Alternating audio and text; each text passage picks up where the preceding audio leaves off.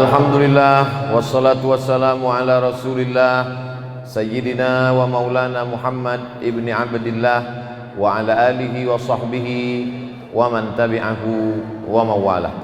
Bapak-bapak, ibu-ibu, hadirin hadirat jamaah fardu isya yang dilanjutkan dengan tarawih dan witir, insyaallah kita semua dimuliakan Allah Subhanahu wa taala. Amin ya rabbal alamin. Tema kita pada malam hari ini adalah 5 amalan di akhir Ramadan. Amalan yang pertama, taharru lailatul qadri fil ashril awakhir min Ramadan. Carilah Lailatul Qadar di 10 terakhir Ramadan. Malam ini malam ke-21. Ramadan itu dua kemungkinan, 29 atau 30.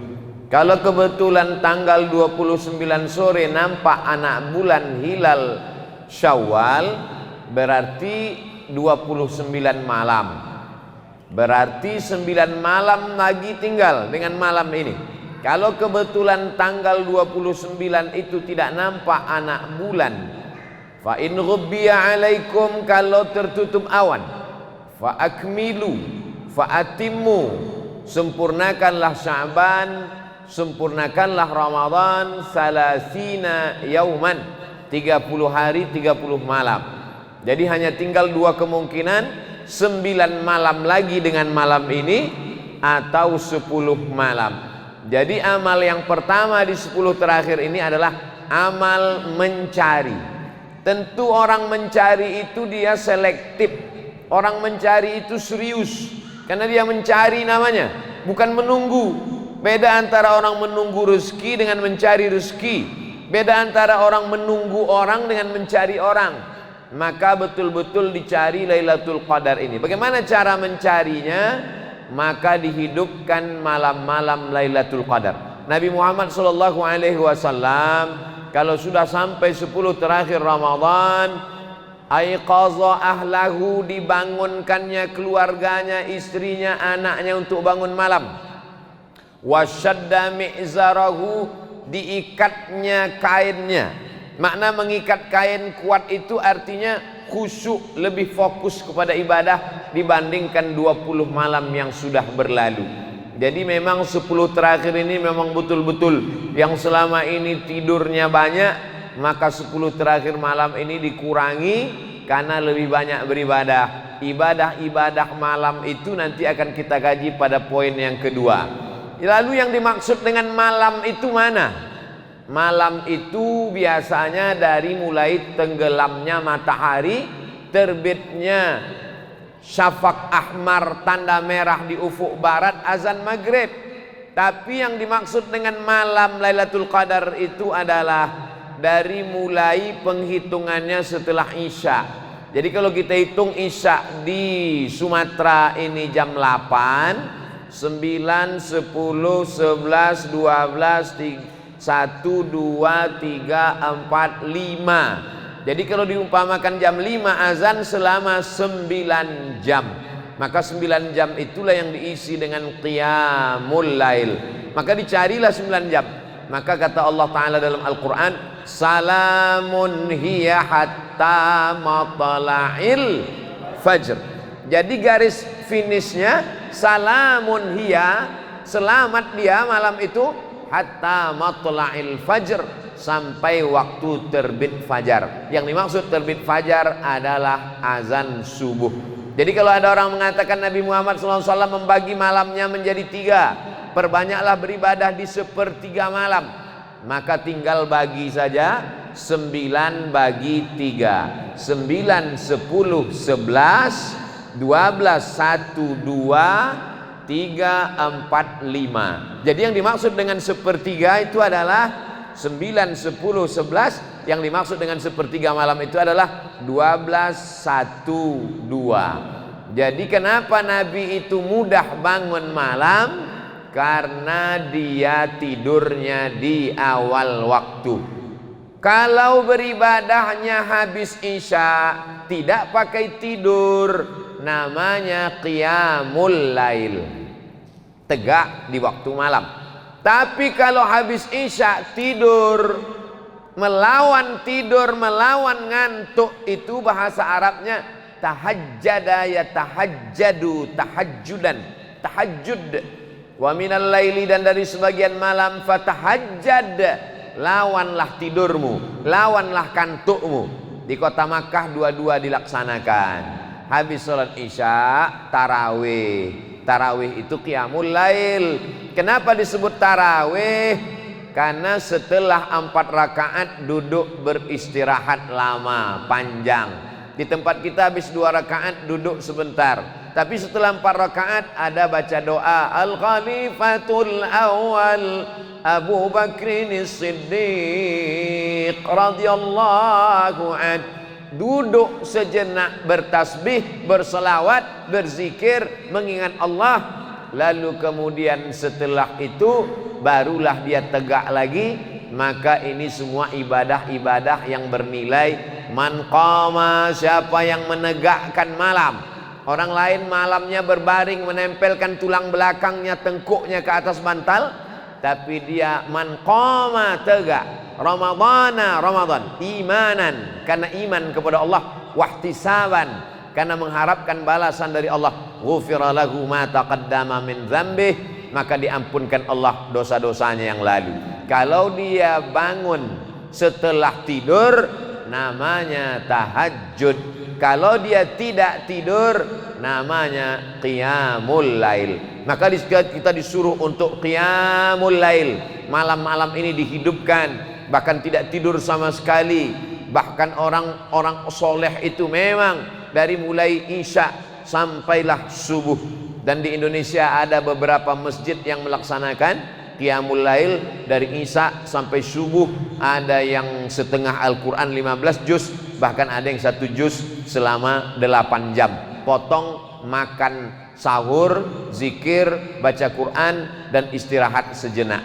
Jadi amalan yang pertama adalah amalan mencari. Mencari itu bukan amalan Pak Ustadz. Amalan itu kan sholat, zikir, baca Quran. Mencari itu amalan. Mencari ilmu amalan. Man kharaja fi talabil ilmi, siapa yang keluar rumah berniat menuntut ilmu, fahuwa fi sabilillah, maka dia sama seperti orang yang berjihad fi sabilillah hatta yarji'a, sampai dia pulang ke rumah.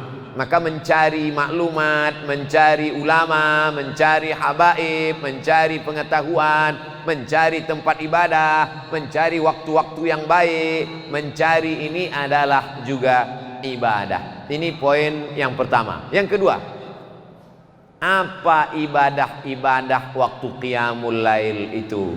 Qiyamul lail umum, qiyam tegak. Orang yang tegak tak tidur, orang berbaring bisa tidur, orang duduk bisa tidur. Kalau orang tegak tertidur, lututnya akan bengkok, pasti dia jatuh. Berapa banyak jamaah saking kenyang perutnya tarawih tertidur waktu tegak, jatuh dia. Maka ketika orang qiyam tegak, maknanya dia malam itu tidak diisi dengan tidur. Lalu diisi dengan apa? Malam 9 malam dalam 21, 22, 23, 24, 25, 26, 27, 28, 29 ini. Yang pertama diisi dengan solat sunnat. Solat isya berjamaah, habis isya ba'diyah, habis ba'diyah tarawih, habis tarawih kemudian witir, lalu kemudian pulang ke rumah, nanti bangun malam solat sunat wudu, habis solat sunat wudu solat sunat taubat, habis solat sunat taubat solat sunat tahajud, habis tahajud kemudian solat sunat witir. Tidak lagi witir karena udah witir habis tarawih tadi. La witrani, tak boleh 2 kali witir fi lailatin, dalam 1 malam. Tak boleh 2 kali witir dalam 1 malam. Tadi sudah solat witir, masjid kita sudah solat witir tadi. Nanti bangun malam hanya solat tahajud saja, tidak ditutup lagi dengan witir. La witrani, tak boleh 2 kali witir dalam 1 malam. Jadi malam ini diisi dengan solat. Kemudian setelah solat membaca Al-Quran. Idealnya malam ini kita masuk baca juz 21. Tapi ada jamaah malah sudah khatam 2 kali. Tapi ada yang belum bergerak dari juz 1. Nah, inilah kesempatannya untuk mengejar supaya malam-malamnya itu buka Quran. Yang tak bisa buka Quran, buka handphone. Download aplikasi Quran digital di Play Store. Tidak ada halangan. Saya payah bawa-bawa Quran ke sana kemari, masukkan dalam handphone. Nanti kalau handphone saya ada Qurannya, payah masuk WC. Boleh bawa handphone yang dalamnya ada Quran digital masuk WC dengan syarat handphonenya gelap, tidak dalam keadaan hidup. Kalau hidup tak boleh. Tak boleh handphone hidup ada tulisannya zalikal kitabul la raiba fih masuk ke dalam WC, tak boleh. Tapi kalau dimatikan gelap dia boleh. Sama juga macam kepala kita ini. Kepala kita ini walaupun tak 30 juz tapi juz 30 kan ada di sini.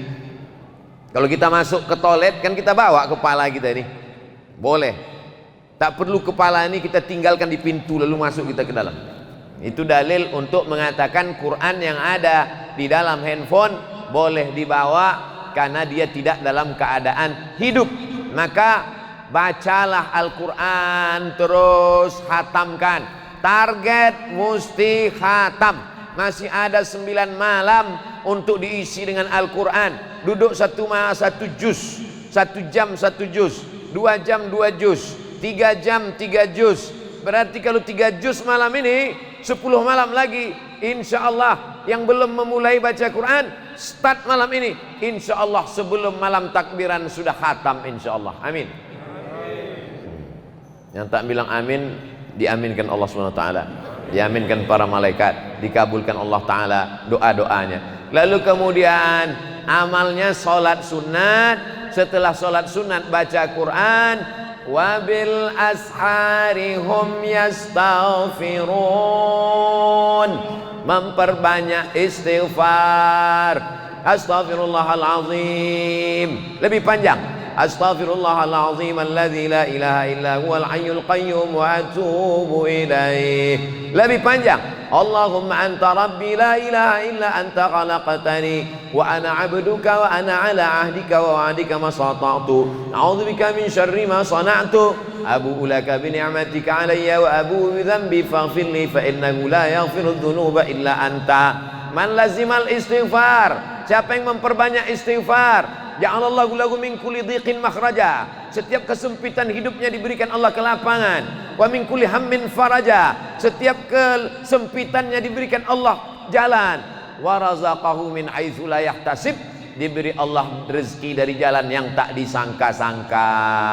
Subhanallah wa bihamdihi subhanallahil azim, subhanallah wa bihamdihi subhanallahil azim, subhanallah wa bihamdihi subhanallahil azim. Kalimatani, 2 kalimat. Khafifatani 'alal lisan, ringan di lidah. Tsaqilatani fil mizan, memberatkan timbangan mizan pada hari kiamat. Habibatani ilar rahman, disukai dicintai Allah. Subhanallah wa bihamdihi subhanallahil azim, subhanallah wa bihamdihi subhanallahil azim. Bagi yang belum punya tasbih, malam ini berzikir tak usah pakai tasbih. Jadi sahabat Nabi dulu, orang kalangan salaf kan belum ada tasbih. Bagaimana cara mereka berzikir? Diambilnya tali, diingkatnya pakai simpul-simpul. Simpul itulah yang dia petik sebagai tasbih. Jadi malam ini balik dari sini, ambil tali jemuran, buatlah simpul-simpul untuk berzikir, bertasbih. Subhanallah, subhanallah, subhanallah, subhanallah, alhamdulillah, alhamdulillah, Allahu akbar. Salawat. Man shalla alayya salatan, siapa yang berselawat kepadaku 1 kali, sallallahu alaihi biha asyra, Allah balas 10 kebaikan. Wa huttan anhu asyara sayiat, ditutupi 10 kesalahan. Wa rufi'at lahu asyara darajat, dinaikkan 10 tingkatan darajat kemuliaan. Maka banyak-banyak selawat. Allahumma salli ala sayyidina Muhammad wa ala ali sayyidina Muhammad. Allahumma salli ala sayyidina Muhammad wa ala ali sayyidina Muhammad. Allahumma salli ala sayyidina Muhammad wa ala ali sayyidina Muhammad. Banyak betul zikir-zikirnya Pak Ustadz. Pilih mana yang paling suka. Saya paling suka selawat, amalkan selawat banyak-banyak. Saya paling suka tasbih, tasbih banyak-banyak. Saya paling suka la ilaha illallah, la ilaha illallah banyak-banyak. Kalau Ustadz sendiri, apa yang Ustadz amalkan? Menjelang azan subuh, istighfar 100, selawat 100, la ilaha illallah 100. Mana tasbih Ustadz? Ada di hotel, tak saya bawa. Kalau tidak pakai tasbih, macam mana cara ngitungnya? Sekali genggam 20. 1, 2, 3, 4, 5, 6, 7, 8, 9, 10, 11, 12, 13, 14, 15, 16, 17, 18, 19, 20. Jadi setiap sekali genggam 20. La ilaha illallah, la ilaha illallah, la ilaha illallah, la ilaha illallah, la ilaha illallah, la ilaha illallah, la ilaha illallah, la ilaha illallah, la ilaha illallah, la ilaha illallah, la ilaha illallah, la ilaha illallah, la ilaha illallah, la ilaha illallah, la ilaha illallah, la ilaha illallah, la ilaha illallah, la ilaha illallah, la ilaha illallah, la ilaha illallah. 20. 20, 20, 20, 20, 100. Tapi betul-betul 100, jangan pula 20, 20, 20. Lalu kemudian di antara yang paling afdal di antara amalan ini mana? Sesuai dengan kemampuan. Yang sanggup sholat sunat, tegak, ruku, sujud, tegak, ruku, sujud, tegak, ruku, sujud. Abdullah punya ayah namanya Ahmad bin Hambal, dikenal dengan Imam Hambali. Wahai Imam Hambali, kau punya anak laki-laki namanya Abdullah. Abdullah ditanya orang, kau punya ayah namanya Imam Hambali. Betul. Ayahmu itu ulama. Betul. Dia kalau malam siang berapa rakaat sholatnya? Salasami'ati rakaat, 300 rakaat. Coba hitung berapa rakaat kita. Sholat isya 4, ba'diyah 2, tarawih 20, 26 tambah 3 baru 29, tahiyatul masjid 31, baru 31 rakaat udah merasa yakin masuk VVIP. Ahmad bin Ambal 300 rakaat sholatnya sehari semalam. Ada lagi imam namanya Zainal. Zainal artinya perhiasan, Abidin ahli ibadah. Zainal Abidin, perhiasan ahli ibadah. Dia punya nama lain Sajjad, sujud. Orang yang banyak sujud namanya Imam Sajjad. Nama dia Ali, nama ayahnya Husain, nama atuknya Ali. Ali bin Husain bin Ali Zainal Abidin, Imam As-Sajjad. Kenapa disebut dia Sajjad? Sehari semalam sujudnya 1000 kali. Begitu disebutkan dalam kitab Syiar A'lam An-Nubala. Jadi coba kita hitung-hitung sujud kita sudah berapa kali. Kalau sujud, apakah sujud kita sudah khusyuk? Kalau khusyuk, apakah sujud kita sudah lama? Kalau lama, tasbihnya apakah sudah tepat? Jangan-jangan kita sujud itu macam menghembus-hembus saja ke bawah. Padahal ada bunyinya. Subhana rabbiyal a'la wa bihamdih, subhana rabbiyal a'la wa bihamdih, subhana rabbiyal a'la wa bihamdih. Ini bulan untuk kita perhatikan ibadah kita. Amalan yang pertama mencari, amalan yang kedua mengisi. Diisi dengan apa? Salat sunat. Diisi dengan apa? Zikir, tasbih, tahmid, takbir, istighfar dan salawat. Diisi dengan apa? Diisi dengan tegak, muhasabah, merenung. Aku ini akan kemana? Sedang berada di mana? Kalau aku mati, yang aku bawa ini apa? Ini yang penting, karena ajal bukanlah pulsa yang bisa diisi ulang. Kalaulah ajal itu pulsa bisa diisi ulang, berapa banyak orang-orang kaya bisa menambah umurnya. Makin canggih rumah sakit, makin hebat dokter spesialis, ternyata angka kematian makin tinggi. Maka kesempatan kita untuk mengambil, meraih amal-amal soleh hanya tinggal 9 malam saja lagi, Bapak Ibu yang dimuliakan Allah Subhanahu wa ta'ala. Amal yang ketiga, amal yang ketiga adalah membayar zakat fitrah. Membayar zakat fitrah sudah bisa dimulai pada akhir-akhir malam Ramadan ini. Menurut mazhab Maliki dibayar 2-3 hari sebelum Idul Fitri. Menurut mazhab Syafi'i sudah bisa dibayar sekarang. Mau pakai beras silakan bayar pakai beras, ikut timbangan mazhab Syafi'i dalam kitab Al-Makayil wal Mawazin Asy-Syar'iyyah 2,40. Tapi kata Kementerian Agama 2,5, ikut Kementerian Agama. Tapi kata kiai saya 2,7, ikut kiai kamu. Bingung saya Pak Ustadz, genapkan 3 kilo. Jangan berhitung-hitung sama Allah. Nanti Allah berhitung-hitung sama kita, dikasihnya napas kita setengah, baru kita tahu berapalah itu seon 2 on. Kenapa kita berhitung sama Allah? Kalau kita tidak berhitung sama Allah, Allah pun tak akan pernah berhitung kepada kita. Saya malas bawa beras ke masjid, bayar pakai duit menurut mazhab Hanafi, tapi beratnya ikut berat mazhab Hanafi. Berapa berat satu sok menurut mazhab Hanafi? Satu sok itu beratnya 3,25, 3 kilo 25 gram. Sumbernya Al-Makayil wal Mawazin Asy-Syar'iyyah. Penulisnya Syekh Profesor Dr. Ali Jum'ah, mantan mufti Mesir, ulama besar Al-Azhar, masih hidup sampai sekarang. 3,25 gram beras. Beras apa? Beras yang paling enak, yang kau makan paling nyaman, paling lezat, paling sedap, paling kenyang. Itulah yang kau bayarkan untuk zakat fitrah. Jangan makan beras enak untuk bayar zakat fitrah beras raskin. Kau sembunyikan, pengurus masjid tak tahu. Beras raskin dicuci pakai pemutih.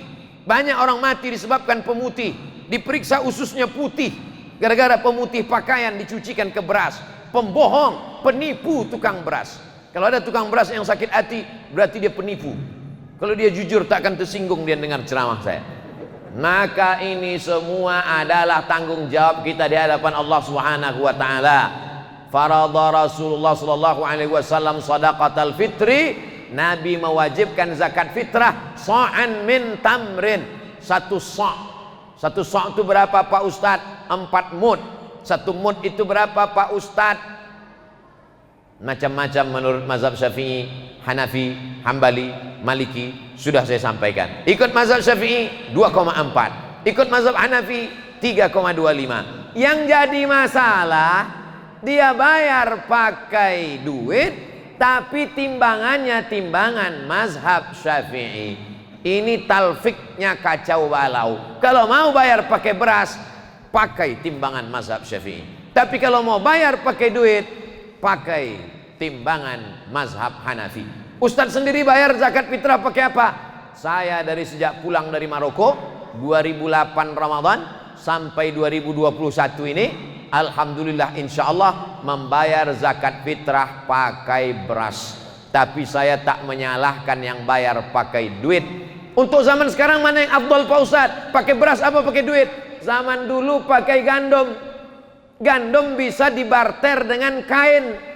Gandum bisa dibarter dengan minyak. Gandum bisa dibarter dengan ayam. Sekarang kalau ada fakir miskin, di rumahnya ada beras 3 karung, beras itu dijualnya lagi supaya dapat duit. Maka kata Syekh Ali Jum'ah dalam kitab Al-Bayan lima yushghilul azhan, zaman sekarang afdal bayar zakat fitrah pakai duit. Kenapa? Karena orang kaya kalau berasnya banyak, tak bisa beras itu dipikulnya ke mall untuk beli celana. Maka pasti beras itu dijualnya murah. Ujung-ujungnya dia mau mencari duit. Langsung saja bayar pakai duit. Tapi beratnya menurut mazhab Hanafi. Yang mau bayar pakai beras, beli beras ke warung, masukkan ke plastik hitam 10 bungkus. Anak saya, istri saya, cucu saya, menantu saya, ponakan saya, tetangga saya. Bagus, bayarkan orang.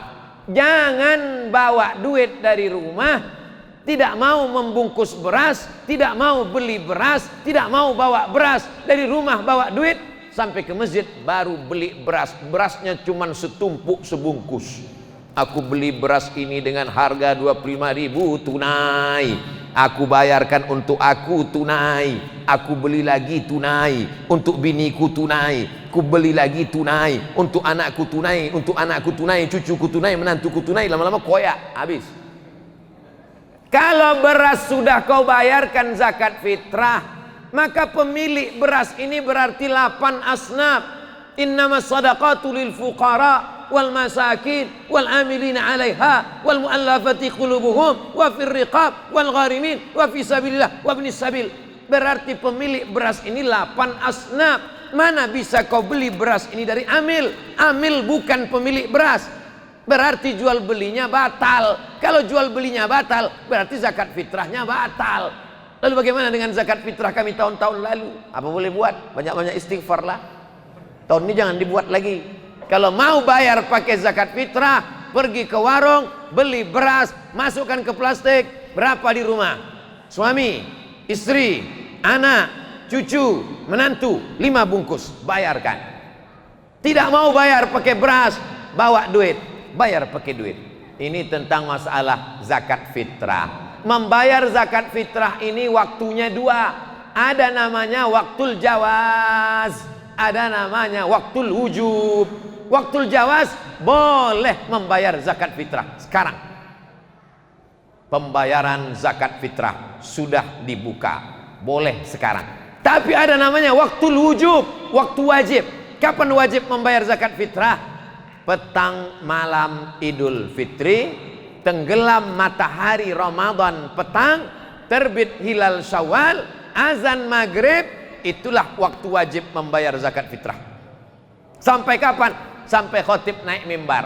Jadi kalau petang maghrib di Palembang jam 6, besok khotib naik mimbar jam 7, jam 6 ke jam 6 12, tambah jam 7 1 jam, berarti wajib membayar zakat fitrah selama, tak nyambung ceramah. Kalau tenggelam matahari di Palembang azan maghrib jam 6, besok khotib naik mimbar jam 7, berarti wajib membayar zakat fitrah selama 13 jam. Waktu membayar wajib zakat fitrah. Siapa saja yang hidup selama 13 jam wajib membayar zakat fitrah. Jadi siapa yang tak mau bayar zakat fitrah, meninggallah jam 5.30. Siapa saja yang hidup selama 13 jam itu, maka dia wajib membayar zakat fitrah. Anak dalam kandungan, ibu mengandung 9 bulan 9 hari kurang 12 jam. Apakah anak yang dikandung ini wajib dibayarkan zakat fitrahnya? Tidak, selama dia tak keluar selama 13 jam. Bagi siapa yang tak mau bayarkan zakat fitrah anak, bisikkan ke dia, jangan kau keluar selama 13 jam ini. Mau lahir dia maghrib tuh, stay on my perut, besoklah kau keluar. Begitu khotib naik mimbar, naik khotib atas mimbar, Allahu Akbar, Allahu Akbar, alhamdulillah, tak jadi bayar zakat fitrah. Bagaimana kalau ada orang membayar zakat fitrah sekarang, besok 2 hari lagi dibayarnya, pas terakhir Ramadan jam 5 sore meninggal dia, apakah zakat fitrahnya itu dimintanya balik? Tidak. Bagus, sudah terbayar sebagai sedekah. Mudah-mudahan menjadi amal jariah, mengalir pahalanya, dimakan fakir miskin, ikut melapangkan kuburnya, terang alam barzahnya. Ini semua adalah amalan-amalan kebaikan. Amal ketiga, 10 terakhir Ramadan membayar zakat fitrah. Amal yang keempat, walitukmilul iddata, sempurnakanlah bilangannya. Bagaimana cara menyempurnakan bilangannya? Maka ditengoklah ke awan pakai teropong. Harga teropongnya 50 juta, dipasang di atas gedung paling tinggi di kota. Sejak dibeli sampai sekarang tak pernah nampak anak bulan. Asal dipasang teropongnya nampak gaji 13 untuk menengok anak bulan. Nama anak bulan itu hilal. Kalau nampak anak bulan berarti besok hari raya. Tak nampak anak bulan berarti Ramadan sempurnakan 30 hari. Dalilnya mana? Sumu li ru'yatih, berpuasalah kamu ketika menengok anak bulan. Waftiru li ru'yatih, berhari rayalah kamu ketika menengok anak bulan. Fa in ghubbiya alaikum, kalau tutup awan, fa atimmu fa akmilu Ramadan 30 yauman, sempurnakanlah Sya'ban, sempurnakanlah Ramadan 30 hari. Simple, sederhana. Saya tak punya alat teropong, saya juga mata tak tajam, maka saya tinggal ikut keputusan Komisi Fatwa Majelis Ulama Indonesia. Lalu kemudian Majelis Ulama Indonesia melapor ke Kementerian Agama, malam-malam diumumkan berdasarkan penampakan bulan sore tadi oleh saksi-saksi tersumpah. Saksi di seluruh Indonesia disumpah oleh Kementerian Agama. Wallahi, tallahi, billahi. Saksinya itu anak muda, matanya masih terang. Saksinya itu jujur dan amanah. Saksinya itu sudah tersumpah. Wallahi, tallahi, billahi. Tidak boleh saksinya orang tua yang matanya kabur, belum disumpah. Karena banyak mengaku menengok anak bulan, setelah ditengok-tengok rupanya bulu matanya jatuh. Nampaknya anak bulan, kata anak bulan. Kok hilang kan bulu mata jatuh? Jadi betul-betul saksi tersumpah, mengaku dia ke komisi fatwa, lalu presentasi Kementerian Agama, namanya sidang isbat, maka ditetapkanlah besok masuk 1 Syawal. Ini pun ibadah. Walitukmilul iddata, ibadah yang terakhir yang kelima, walitukabbirullah, bertakbir memuliakan Allah. Allahu akbar, Allahu akbar, Allahu akbar, la ilaha illallah, wallahu akbar, Allahu akbar, walillahil hamd. Menetes air mata. Kau menangis terkenang emakmu? Tidak. Ayah kau tidak. Kenapa menangis? Tak bisa balik. Mudik tak bisa. Tanggal 6 sampai 17 dilarang terbang. Maka saya pulang ke Pekanbaru tanggal 5 sebelum dilarang. Kalau sampai tanggal 5 tak terbang, berarti hari raya saya di Palembang. Tak bisa terbang. Jangan tepuk tangan pula. Allahu Akbar. Nah, sakut pula saya diaminkan jamaah. Saya sudah ada jadwal di Pekanbaru, khutbah di Masjid Nurus Salam, Jalan Taman Sari. Ini semua adalah janji Allah Subhanahu wa Ta'ala. Kalau kita tunaikan janji, maka Allah berikan janji dia. Dan Allah tidak pernah ingkar janji. Innaka la tukhliful. Kalau pemerintah mengatakan jangan ramai-ramai, nanti kerumunan, ada COVID, jangan takbir. Takbir aja di rumah. Jangan kita bayangkan takbir itu mesti di masjid. Di rumah, ibu sambil membersihkan toples tempat kue. Allahu akbar, Allahu akbar, Allahu akbar. Jangan sampai tak bertakbir, ibu. Jangan sampai tak bertakbir malam. Mengagungkan Allah. Kenapa takbir? Menghilang kesedihan. Terbayang wajah emak sedih, Allahu Akbar. Terbayang wajah ayah sedih, Allahu Akbar. Terbayang baju baru tak jadi dibeli, Allahu Akbar.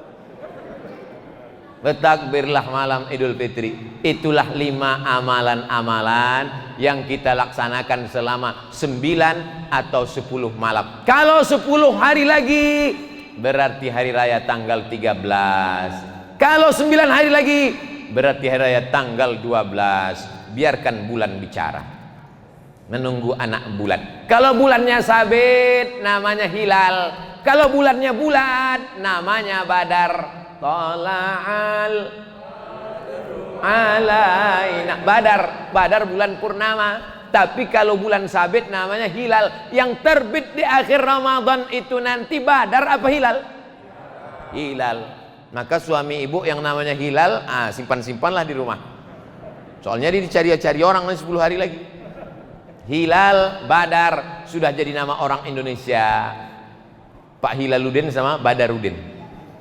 Bapak Ibu yang dimuliakan Allah Subhanahu wa Ta'ala, sudah kusampaikan semuanya 5 ibadah ini.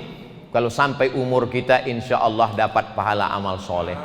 Andai tak sampai, kita niatkan malam ini, niat mencari Lailatul Qadar, niat mengisi malam-malam Ramadan, niat untuk membayar zakat fitrah, niat untuk menyempurnakan Ramadan, niat untuk bertakbir di malam akhir, ujung, puncak, finish, maka itu pun juga sampai. Walaupun kita besok mati, walaupun sedang ceramah ini saya mati, yang 5 itu tetap dapat karena sudah niat baik. Innamal a'malu binniyat. Itulah yang dapat saya sampaikan pada kesempatan kali ini. Yang baik datang dari Allah, yang tak baik dari hamba Allah yang dhaif.